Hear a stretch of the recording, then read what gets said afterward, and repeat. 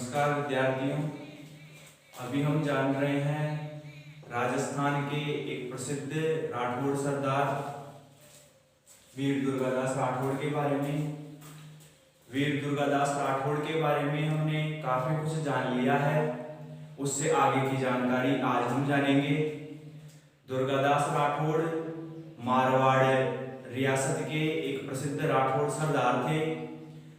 दुर्गादास राठौड़ शासक नहीं थे, वह केवल एक राठौड़ सरदार थे और उन्होंने अपने जीवन में स्वामी भक्ति की जो मिसाल पेश की, जो कार्य किए, उसके लिए ही दुर्गादास राठौड़ का नाम इतिहास में बहुत महत्वपूर्ण हो गया। तो दुर्गादास राठौड़ का जो सबसे प्रमुख गुण था वो था उनकी स्वामी भक्ति, यानी अपने राजा के लिए उन्होंने बहुत ही महत्वपूर्ण कार्य किए। इसीलिए दुर्गादास राठौड़ को बहुत ज़्यादा इतिहास में महत्व दिया गया है। दुर्गादास राठौड़ के बारे में हम जान रहे थे। अब तक की जो जानकारी हमने जानी उसमें हमने दुर्गादास राठौड़ के प्रारंभिक जीवन के बारे में जाना और दूसरा टॉपिक हमने जोधपुर पर शाही नियंत्रण को जाना।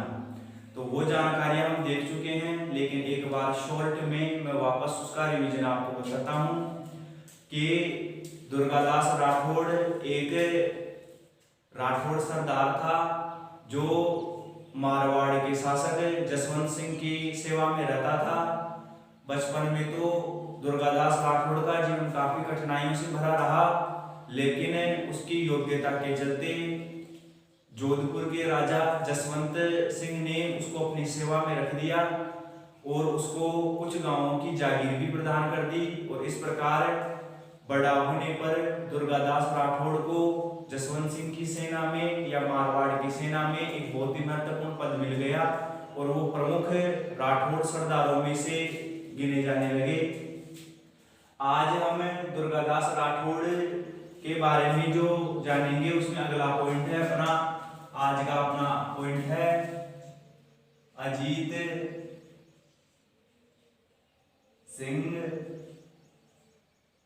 सिंह की सुरक्षा।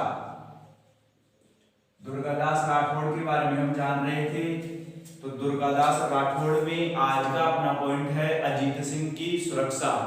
अजीत सिंह कौन था और उसकी सुरक्षा दुर्गादास राठौड़ ने क्यों की और कैसे की, वो आज हम जानेंगे।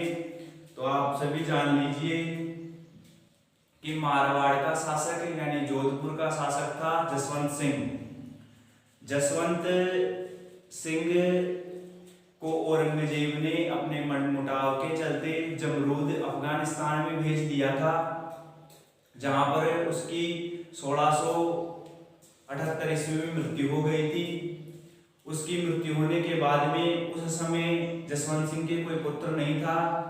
इस मौके का फायदा उठाकर औरंगजेब ने जोधपुर राज्य पर अपना नियंत्रण कर लिया और जोधपुर को खालसा घोषित करके मुगल सेना को वहां तैनात कर दिया और जोधपुर राज्य को सीधे अपने नियंत्रण में ले लिया। लेकिन औरंगजेब की जो सोच थी कि जसवंत सिंह के कोई पुत्र नहीं है और जोधपुर राज्य अब उसके राज्य में मिल गया है, ये उसकी सोच गलत थी, क्योंकि कुछ समय बाद ही जसवंत सिंह के पुत्र हुआ अजीत सिंह। तो अजीत सिंह कौन था आपको ध्यान रखना है, मारवाड़ का जो शासक था जसवंत सिंह, जिसकी सेवा में दुर्गादास राठौड़ रहता था, उसका बड़ा पुत्र था अजीत सिंह। तो किस प्रकार हुआ कि जब जसवंत सिंह को औरंगजेब ने जमरूद अफगानिस्तान में तैनात कर दिया था, तो उसके साथ उसका परिवार भी गया था, यानी उसकी दो रानियां थी।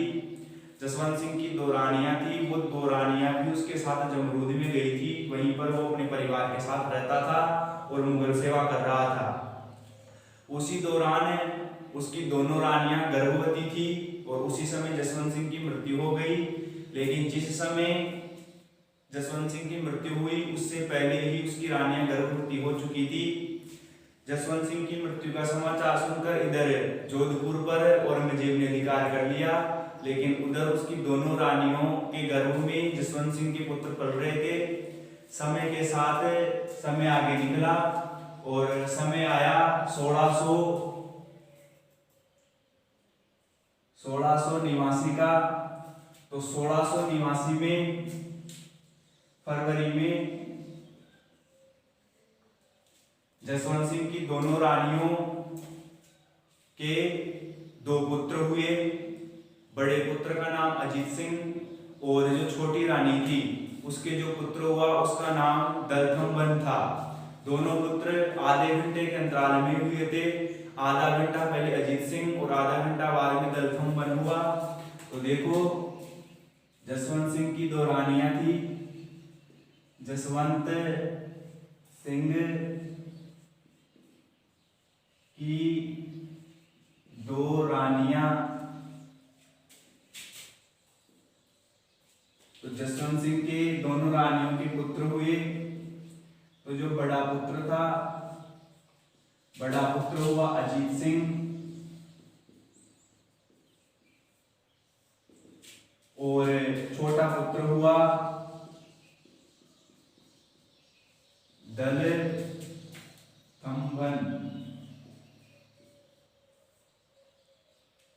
तो जसवंत सिंह की मृत्यु के बाद उसकी दोनों गर्भवती रानियों के गर्भ से दो पुत्र पैदा हुए। बड़ा पुत्र था अजीत सिंह और छोटा पुत्र दलथम्बन। जब राठौड़ सरदारों को इस बात की खबर मिली कि जसवंत सिंह की रानियों के पुत्र हुए हैं तो वो काफी खुश हुए, क्योंकि उनको जोधपुर का नया वारिस मिल गया, जोधपुर की गद्दी पर बैठने वाले पैदा हो गए। तो जोधपुर के जो राठौड़ सरदार थे वो अपना पूरा ध्यान रानियों और राजकुमारों की रक्षा में लगा दिए। वो किसी भी प्रकार से जमरूद से रानियों को और बच्चों को वापस मारवाड़ लाना चाहते थे, क्योंकि राठौड़ सरदारों को ये पता था कि औरंगजेब को जब इस बात का पता चलेगा कि जसवंत सिंह की रानियों के पुत्र हुए हैं तो वो इनको किसी भी हालत में जिंदा नहीं रहने देगा, इनको वो जरूर मरवा देगा। तो राठौड़ सरदारों ने योजना बना के, अब इस योजना के पीछे सबसे प्रमुख हाथ दुर्गादास राठौड़ का ही था। राठौड़ सरदारों में भी सबसे मुख्य जो राठौड़ सरदार था वो दुर्गादास राठौड़ ही था। दुर्गादास राठौड़ ने ही अन्य राठौड़ सैनिकों और अन्य सरदारों को साथ लेकर इन दोनों राजकुमारों और रानियों की सुरक्षा की पूरी जिम्मेदारी अपने ऊपर ली और राठौड़ सरदारों को लेकर जमरूद पहुंचे। जमरूद जाकर दोनों रानियों को और राजकुमारों को लेकर वो वापस से मारवाड़ की तरफ आए।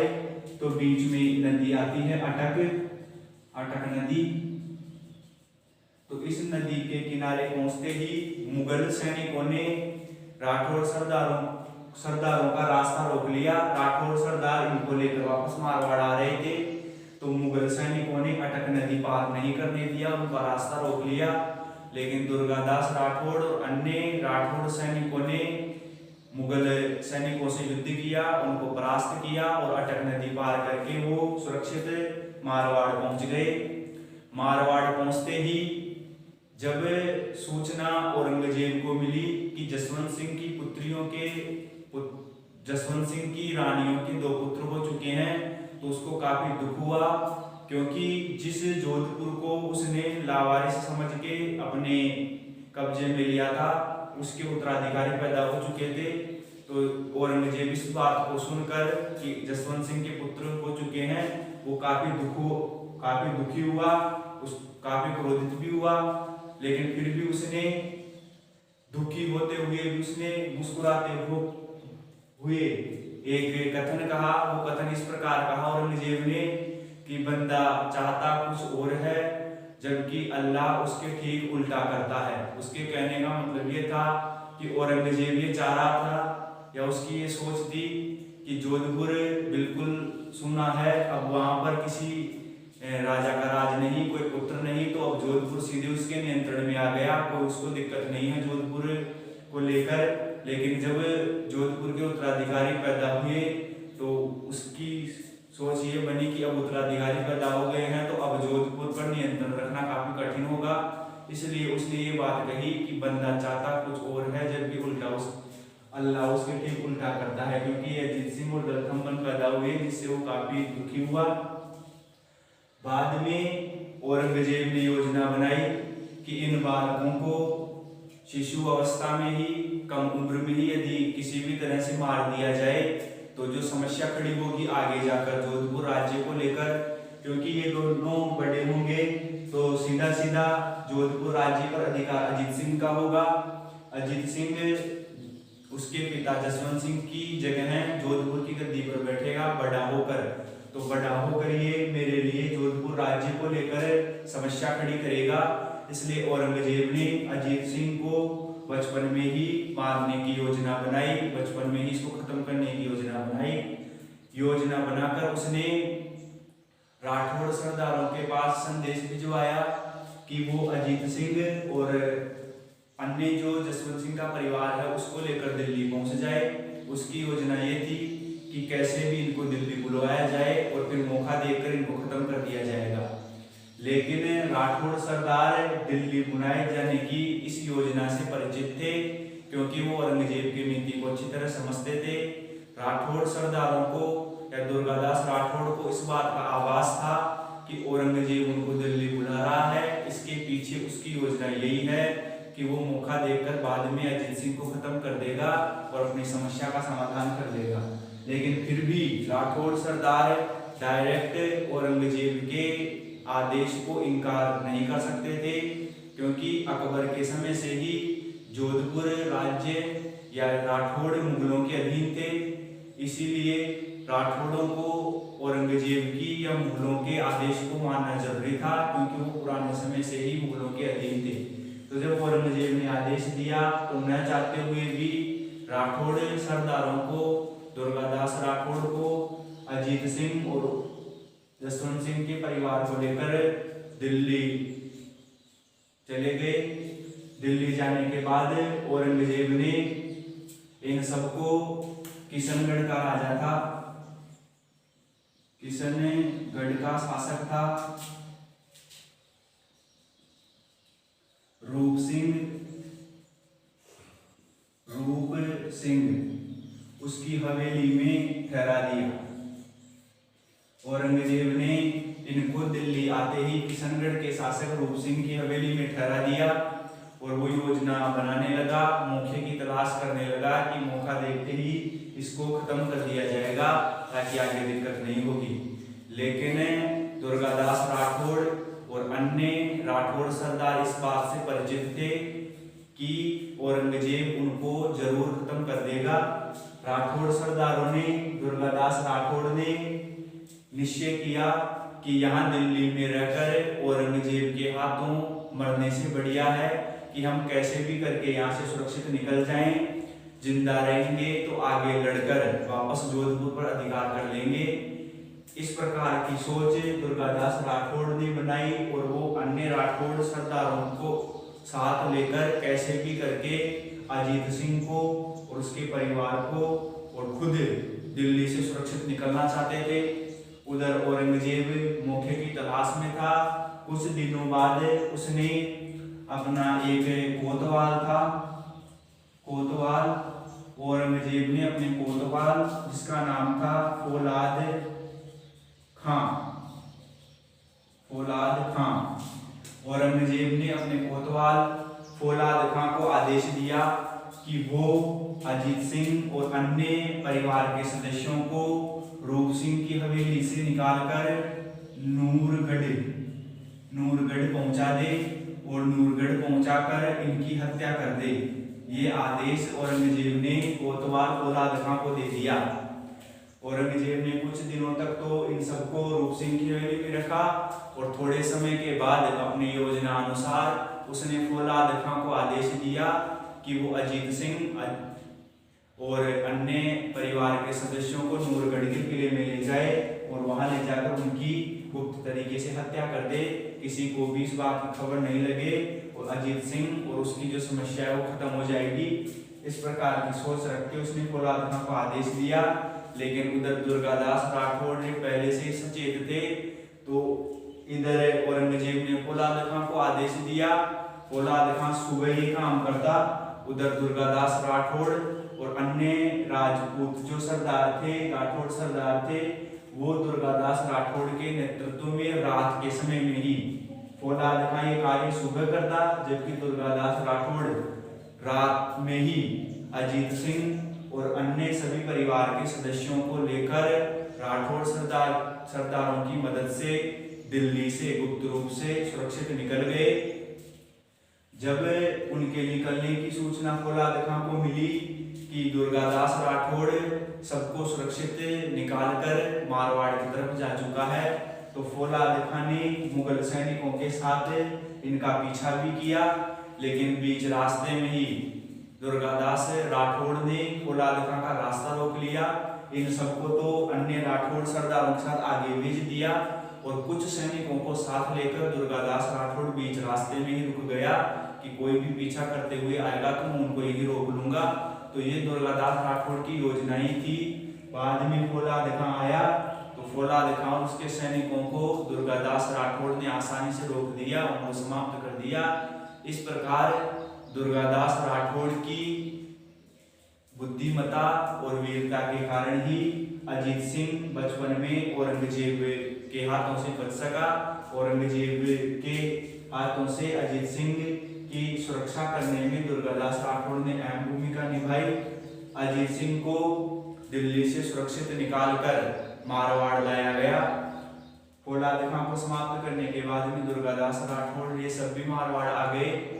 मारवाड़ आने के बाद में भी दुर्गादास राठौड़ के मन में ये चिंता थी कि जोधपुर में भी मुगलों का अधिकार है, तो अजीत सिंह अभी छोटा है तो यहाँ पर भी अजीत सिंह सुरक्षित तो नहीं है, यहाँ पर भी मुगल सैनिकों का अधिकार है, तो औरंगजेब कैसे न कैसे करके तो कैसे इसको यहाँ भी मरवा देगा।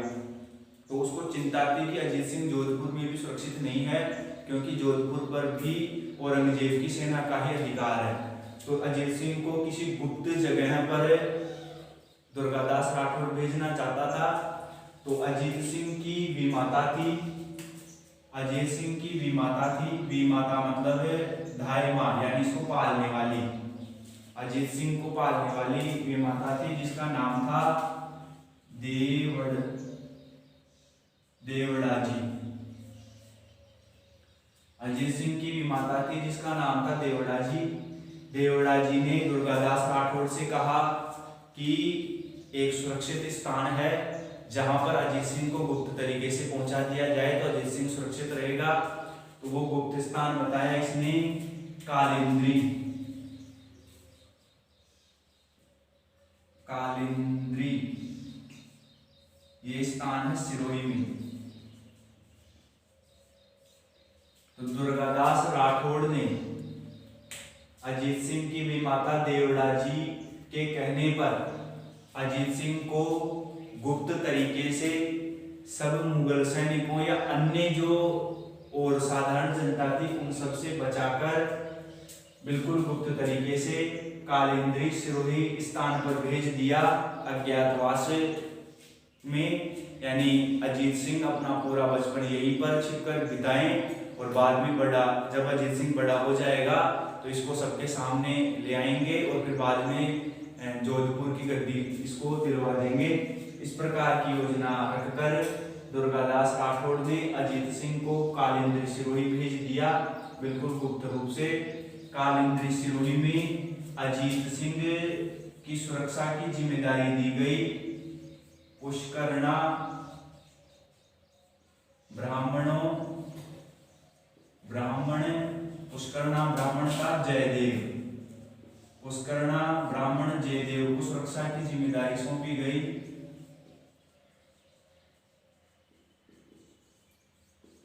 पुष्करणा ब्राह्मण का जयदेव, इस पुष्करणा ब्राह्मण जयदेव को सुरक्षा की जिम्मेदारी सौंपी गई अजीत सिंह की।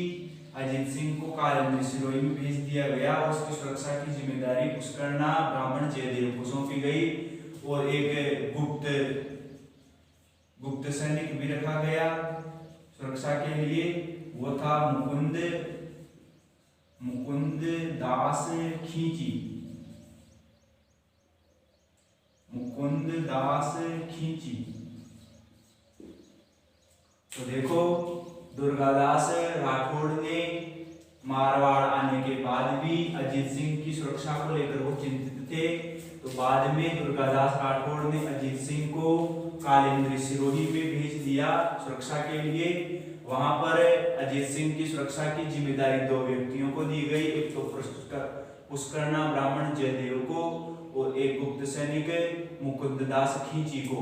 तो पुष्करना ब्राह्मण जयदेव और मुकुंददास खींची को सुरक्षा की जिम्मेदारी देकर अजीत सिंह को कालिंदी सिरोही भेज दिया गया। अजीत सिंह और उसका परिवार कालिंदी सिरोही में ही बिल्कुल मुगल सैनिकों से छिपते हुए बिल्कुल गुप्त तरीके से वहीं पर सुरक्षा से रहने लगे। तो इन सब के पीछे दुर्गादास राठौड़ का ही नेतृत्व था, उसी की योजना से सारे काम हो रहे थे। तो अजीत सिंह की सुरक्षा में दुर्गादास राठौड़ ने अहम भूमिका निभाई। तो ये अजीत सिंह की सुरक्षा वाला जो टॉपिक था वो कंप्लीट है। अब इसके आगे का टॉपिक अगला अपना पॉइंट है दुर्गादास राठौड़ के बारे में हम जान रहे हैं। उसमें अगला अपना पॉइंट है राठौड़ सिसोदिया गठबंधन।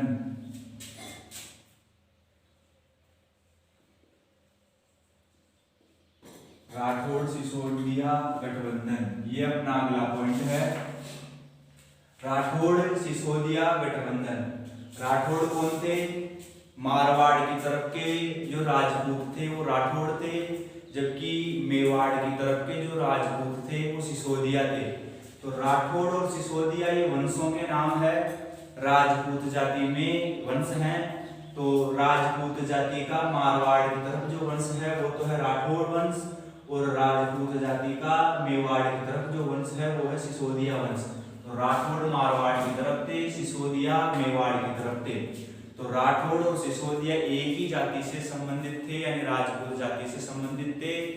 इन दोनों वंशों के बीच में गठबंधन हुआ, और इस गठबंधन के पीछे भी सबसे प्रमुख हाथ दुर्गादास राठौड़ का ही था। दुर्गादास राठौड़ ने ही अपनी कूटनीति और बुद्धिमत्ता के बल पर सिसोदिया वंश से गठबंधन किया और एकता बनी दोनों के बीच में। तो देखो, अजीत सिंह को सुरक्षित स्थान पर पहुंचाने के बाद में दुर्गादास राठौड़ उसके भविष्य को लेकर कार्य करने लगा। जोधपुर राज्य पर आगे अधिकार कैसे करेंगे उसके लिए वो कार्य करने लगा। तो उसने किस प्रकार से कार्य किया? दुर्गादास राठौड़ को इस बात का पता था कि जोधपुर पर औरंगजेब की सेना का अधिकार है और मुगल सेना काफी शक्तिशाली है। अजीत सिंह के बड़ा होने के बाद में भी केवल राठौड़ सैनिकों की मदद से जोधपुर पर अधिकार करना कठिन होगा, जोधपुर पर अधिकार नहीं किया जा सकता। तो यदि जोधपुर पर वापस से अजीत सिंह को अधिकार दिलाना है, अजीत सिंह के नियंत्रण में जोधपुर को वापस से लाना है, तो उसके लिए मेवाड़ के सिसोदियों की मदद लेना बहुत जरूरी है। ये सोच दुर्गादास राठौड़ ने बनाई। दुर्गादास राठौड़ ने भविष्य को लेकर सिसोदियों से गठबंधन करने के लिए एक संदेश मेवाड़ के राजा राज सिंह के पास भेजा। मेवाड़ का राजा उस समय राज सिंह था, सिसोदिया वंश का। मेवाड़ शासक उस समय मेवाड़ का शासक था राज सिंह। राज संबंध झील है, वो झील इसी राज सिंह ने बनवाई थी। तो मेवाड़ का शासक था राज सिंह उस समय में। तो राज सिंह के पास में ये राज सिंह सिसोदिया वंश से संबंधित है। आपको पता होना चाहिए कि मेवाड़ के जो राजपूत हैं या मेवाड़ के जो राजपूत शासक थे वो सब सिसोदिया वंश से संबंधित थे, जबकि मारवाड़ के जो राजपूत थे वो राठौड़ वंश से संबंधित थे। तो दुर्गादास राठौड़ ने भविष्य को ध्यान में रखते हुए मेवाड़ के सिसोदिया राजपूतों से गठबंधन करने की योजना बनाई और संदेश भिजवाया राज सिंह के पास। मेवाड़ के शासक राज सिंह के पास संदेश भिजवाया। संदेश में दुर्गादास राठौड़ ने कहा कि यदि मेवाड़ के शासक राज सिंह यानी आप भविष्य में अजीत सिंह को मारवाड़ की गद्दी दिलाने के लिए यदि राठौड़ों की मदद करेंगे तो भविष्य में कभी आपके ऊपर भी मुगलों का आक्रमण हो सकता है, तो उन आक्रमणों में राठौड़ आपकी सहायता करेंगे। इस प्रकार का संदेश राज सिंह के पास भिजवाया गया। राज सिंह भी मुगलों के आक्रमण को लेकर चिंतित था। मुगलों ने राजस्थान के लगभग सभी रियासतों पर नियंत्रण किया हुआ था, उनको अधीन किया हुआ था। तो राज सिंह भी इस बात से चिंतित था कि मुगल मेवाड़ को भी अधीन नहीं कर ले या मेवाड़ पर भी आक्रमण नहीं कर दें। तो जब दुर्गादास राठौड़ का संदेश आया, दुर्गादास राठौड़ ने गठबंधन की बात कही, तो राज सिंह भी काफी प्रसन्न हुआ। उसको भी इस बात से फायदा था कि यदि राठौड़ों से वो गठबंधन कर लें तो भविष्य में जब मुगलों का आक्रमण मेवाड़ पर होगा तो उस समय राठौड़ उनकी मदद करेंगे और मेवाड़ बच जाएगा। तो इस प्रकार से राज सिंह को भी फायदा था और राज सिंह की मदद से उधर राठौड़ों को भी फायदा था अजीत सिंह को वापस गद्दी दिलाने में। तो इस प्रकार राज सिंह ने प्रस्ताव को मान लिया और भविष्य में अजीत सिंह को गद्दी दिलाने में सिसोदिया या मेवाड़ राज्य की मदद देने के लिए हामी भर दी। तो इस प्रकार 1680 ईस्वी में राठौड़ों की तरफ से था दुर्गादास राठौड़ और सिसोदिया जिनकी तरफ से था मेवाड़ का शासक राज सिंह। तो दुर्गादास राठौड़ और राज सिंह यानी राठौड़ और सिसोदियों के बीच में मित्रता यानी गठबंधन हो गया 1680 में।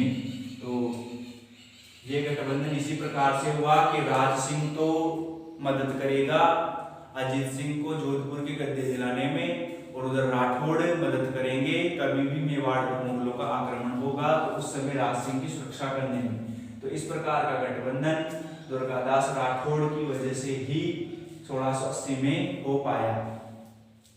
आगे अगला पॉइंट देखते हैं।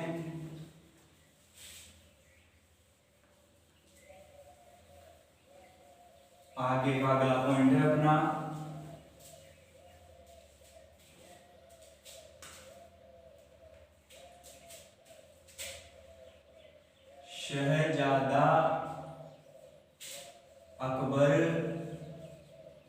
शहजादा अकबर का विद्रोह। अगला पॉइंट है अपना शहजादा अकबर का विद्रोह। शहजादा अकबर कौन था उसके बारे में आप जान लो। दिल्ली का मुगल शासक था उस समय, दिल्ली का मुगल शासक था उस समय औरंगजेब।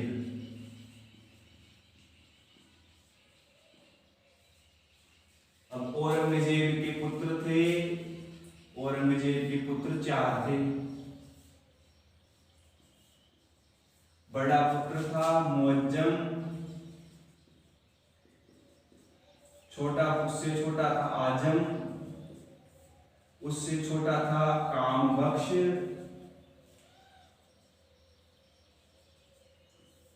और उससे छोटा था अकबर। तो दिल्ली का मुगल शासक औरंगजेब था। इस औरंगजेब के 4 पुत्र थे, बड़ा पुत्र मुअज्जम, फिर आजम, फिर कामबख्श और फिर अकबर।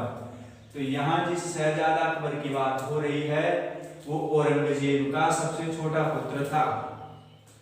मुगल वंश में अकबर नाम के 2 व्यक्ति हुए हैं। एक अकबर तो था हुमायूं का बेटा जो हुमायूं के बाद में दिल्ली की गद्दी पर बैठा था और उसने मुगल वंश को काफी प्रसिद्धि दिलाई थी। तो वो तो था सम्राट अकबर जो इतिहास में बहुत ज्यादा उल्लेखनीय है। और दूसरा अकबर है औरंगजेब का पुत्र जिसका नाम इतिहास में बिल्कुल ही कम है क्योंकि यह दिल्ली की गद्दी पर कभी बैठा ही नहीं। वैसे इसने थोड़ा बहुत कार्य किया जिसकी वजह से इसको इतिहास में बताया गया है। तो इसको अकबर द्वितीय भी बोला जाता है। यह औरंगजेब का पुत्र था। तो इस शहजादा अकबर ने एक समय औरंगजेब के खिलाफ यानी अपने पिता के खिलाफ ही विद्रोह कर दिया था। तो उसी पॉइंट को हम यहाँ पढ़ेंगे। तो शहजादा अकबर ने विद्रोह किया, उस विद्रोह को हम जानेंगे। शहजादा अकबर ने अपने पिता औरंगजेब के खिलाफ विद्रोह कर दिया था, उसके खिलाफ आवाज उठाई थी। तो वो क्यों उठाई और फिर उसके परिणाम क्या निकले उस विद्रोह के, वो हम जानते हैं। तो शहजादा अकबर ने औरंगजेब के खिलाफ जो विद्रोह किया, इस विद्रोह के पीछे भी दुर्गादास राठौड़ का ही मस्तिष्क काम कर रहा था। दुर्गादास राठौड़ की योजना की वजह से ही अकबर ने अपने पिता औरंगजेब के खिलाफ विद्रोह कर दिया था। तो वो किस प्रकार से हुआ? 1681 में ये मुअज्जम था औरंगजेब का बड़ा पुत्र। ये मुअज्जम आया हुआ था देवारी में, देवारिस्तान पर। देवारिस्तान कहाँ पर है? उदयपुर में। 1681 में औरंगजेब का पुत्र मुअज्जम, दिल्ली पर राज तो औरंगजेब का ही चल रहा है, लेकिन उसके पुत्र भी युवावस्था में आ चुके थे, यानी बड़े हो चुके थे। अब मुगलों में क्या होता है कि मुगलों में शाहजहां के बाद से ही, शाहजहां से पहले जहांगीर के समय से ही मुगलों में गद्दी को लेकर परिवार में लड़ाइयां चलती आई है। जहांगीर ने भी अपने पिता अकबर के खिलाफ विद्रोह कर दिया था, जहांगीर के पुत्रों ने भी अपने पिता के खिलाफ विद्रोह कर दिया था, और इधर शाहजहां ने भी कर दिया। और शाहजहां के 4 पुत्र थे, जिनमें औरंगजेब सबसे छोटा था। तो औरंगजेब ने अपने 3 भाइयों को मार दिया, अपने पिता शाहजहां को कैद कर दिया और खुद गद्दी पर बैठ गया। ये औरंगजेब की कहानी। तो मुगलों में गद्दी को लेकर लड़ाइयां चलती आई है पुराने टाइम से। तो औरंगजेब के समय भी यही हुआ। जब औरंगजेब के पुत्र युवावस्था में आए तो ये भी दिल्ली की गद्दी पर अपना अधिकार करना चाहते थे कैसे भी। तो ये चारों भी एक दूसरे से लड़ते थे और ये अपने पिता के खिलाफ भी लड़ते थे, यानी पिता को गद्दी से हटाओ और खुद गद्दी पर बैठ जाओ। ये इनकी सोच थी इस प्रकार की। तो इन सब बातों से दुर्गादास राठौड़ ने सब परिचित थे कि मुगलों में गद्दी को लेकर लड़ाइयां चलती रहती है, उत्तराधिकार को लेकर लड़ाइयां चलती रहती है। तो इस कमी का फायदा दुर्गादास राठौड़ ने किस प्रकार से उठाया? दुर्गादास राठौड़ ने को जब पता चला कि 1681 में मुअज्जम देवारी उदयपुर में आया हुआ है, तो मुअज्जम देवारी उदयपुर में आया हुआ था, वहां पर दुर्गादास राठौड़ पहुंच गया और दुर्गादास राठौड़ ने मुअज्जम को अपनी तरफ मिलाने का प्रयास किया। मुअज्जम को कहा कि तुम अपने पिता के खिलाफ विद्रोह करोगे गद्दी लेने के लिए, तो उस विद्रोह में हम यानी राठौड़ तुम्हारी मदद करेंगे। इस प्रकार की बात मुअज्जम को कही। मुअज्जम तैयार भी हो गया, लेकिन जब औरंगजेब को इस बात का पता चला तो औरंगजेब ने तुरंत मुअज्जम को बुला लिया और उसको वापस से समझा कर ये कह दिया कि वैसे भी गद्दी पर तेरा ही अधिकार है, तो सबसे बड़ा है, तो तुझे विद्रोह करने की क्या जरूरत है। तो मुअज्जम औरंगजेब की बातों में आकर समझ गया और उसने औरंगजेब के खिलाफ विद्रोह नहीं किया। तो यहाँ पर तो दुर्गादास राठौड़ की योजना थोड़ी असफल से हुई, लेकिन दुर्गादास राठौड़ ने फिर ध्यान दिया अकबर की तरफ। उसका जो सबसे छोटा पुत्र था अकबर, उस अकबर की तरफ। अकबर को उसने 1681 में ही अपने पास बुलवाया।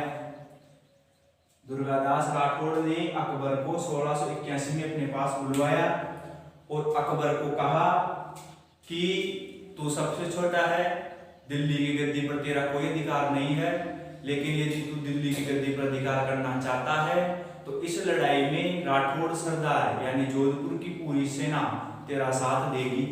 अकबर दुर्गादास राठौड़ की बातों में आ गया और अकबर ने दुर्गादास राठौड़ की बात मानकर अपने पिता औरंगजेब के खिलाफ लड़ाई करना या युद्ध करने का निश्चय कर लिया।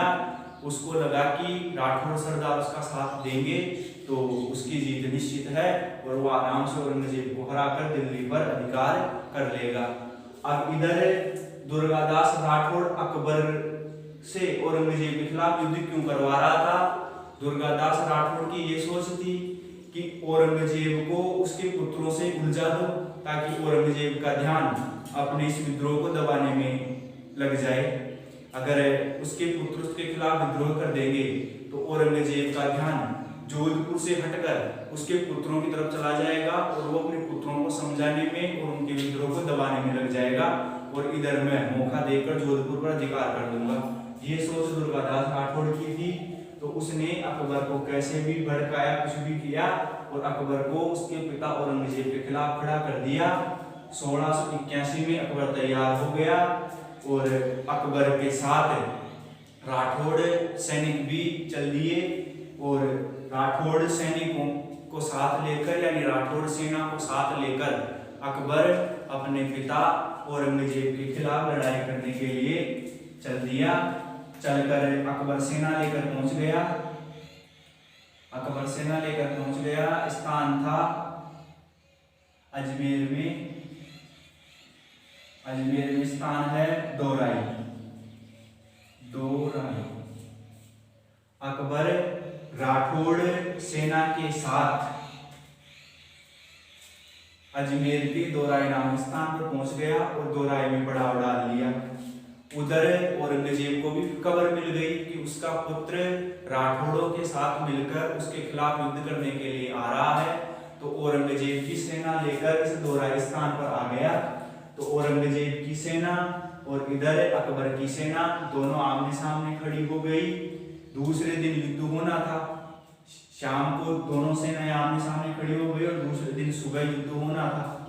तो उधर औरंगजेब भी काफी ज्यादा कूटनीतिज्ञ राजनीतिज्ञ था। उसने भी युद्ध से पहले ही अकबर को हराने का निश्चय किया। तो उसने चाल चली। औरंगजेब ने छल कपट का सहारा लिया और चाल चल के अकबर को अकेला करना चाहा। तो उसने चाल कैसे चली कि अकबर के साथ कौन थे? अकबर के साथ थे राठौड़ सरदार, राठौड़ सैनिक यानी राठौड़ों की सेना, दुर्गादास राठौड़। और दुर्गादास राठौड़ की जो सेना थी वो सेना अकबर के साथ थी इस लड़ाई में। तो औरंगजेब ने छल कपट का सहारा लिया और उसने अकबर का सेनापति, इस युद्ध में अकबर का सेनापति था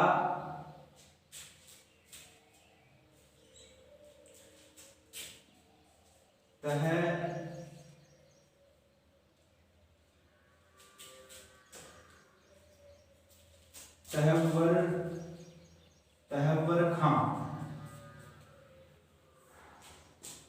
सेनापति।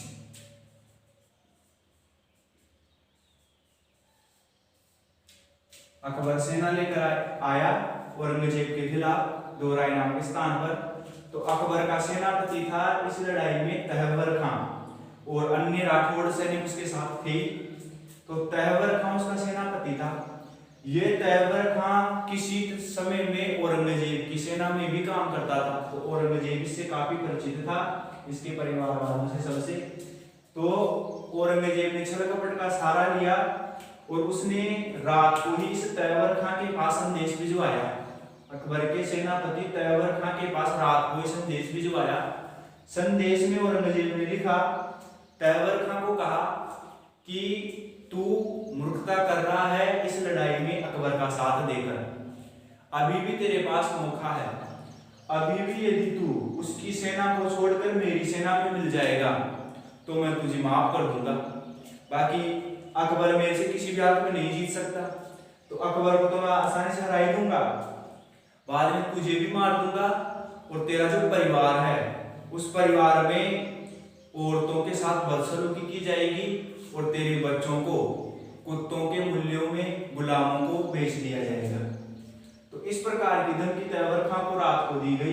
तहव्वर खां डर गया और औरंगजेब की बात में आकर रातों रात ही अपना शिविर छोड़कर यानी अकबर का शिविर छोड़कर तहव्वर खां औरंगजेब के पास चला गया और औरंगजेब के पास पहुंचा। उधर औरंगजेब ने कह दिया अपने सैनिकों को कि तहव्वर खां आएगा तो उसको तुरंत मार देना, आते उसको मिलाना नहीं है अपनी तरफ, वो तो बुलाने के लिए कह रहा हूँ। तो तहव्वर खां जैसे ही रात को डर गया और अकबर का शिविर छोड़कर औरंगजेब के पास चला गया। जाते ही मुगल सैनिकों ने तहव्वर खां को मार दिया।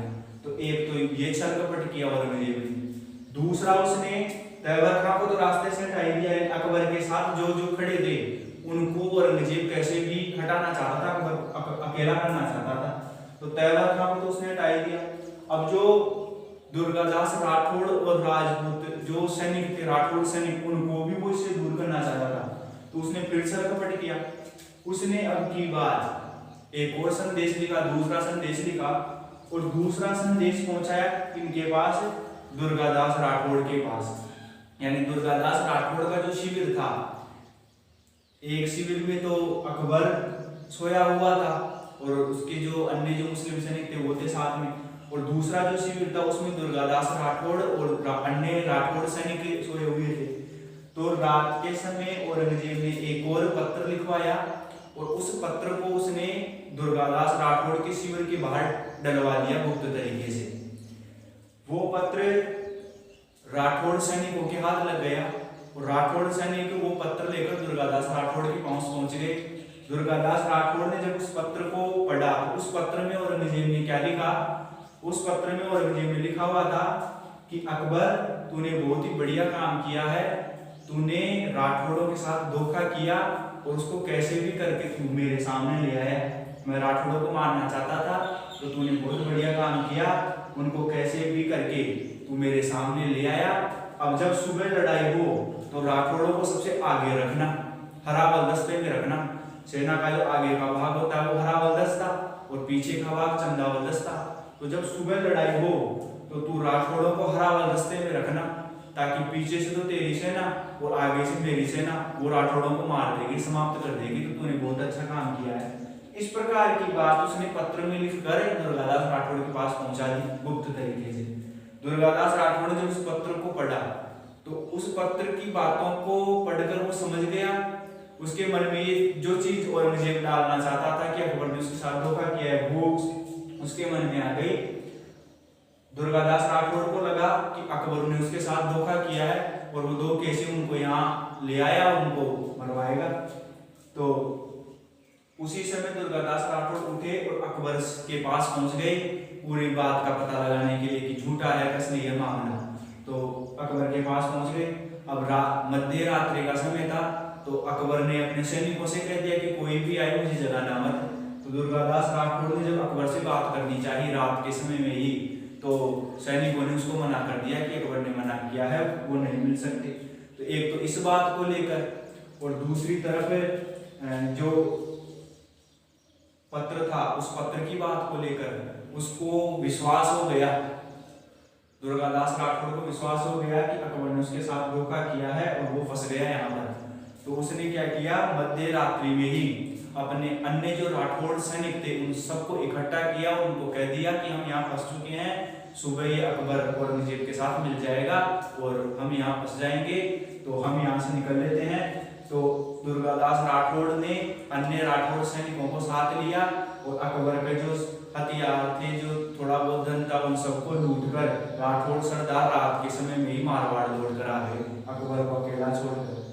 जब सुबह अकबर उठा तो उसने देखा कि राठौड़ सैनिक और उसका जो सेनापति है वो सब तो सेनापति तो औरंगजेब के साथ मिल चुका है और राठौड़ सरदार उसको छोड़कर जा चुके हैं, वो अकेला रह गया। तो वो भी डर गया और उसने युद्ध करने की बजाय वो सीधा दुर्गादास राठौड़ की तरफ आ गया। जब दुर्गादास राठौड़ से आकर मिला, उधर इस अकबर का पीछा मुगल सैनिकों ने किया, लेकिन अकबर 2 दिन तक छिपता छिपाता बचता हुआ कैसे भी करके दुर्गादास राठौड़ के पास पहुंच गया। दुर्गादास राठौड़ को जब सारी बात बताई तो दुर्गादास राठौड़ समझ गया कि औरंगजेब की चाल थी, औरंगजेब ने चाल से उसको अकबर से दूर कर दिया, तो वो सारी कहानी को समझ गया। फिर बाद में दुर्गादास राठौड़ ने अकबर को वचन दिया कि अब औरंगजेब तुझे मारेगा, लेकिन मैं वचन देता हूँ कि मैं तेरे और तेरे परिवार की रक्षा करूंगा, हमेशा तुझे मारने नहीं दूंगा औरंगजेब को। तो इस प्रकार से शहजादा अकबर को अपने पिता औरंगजेब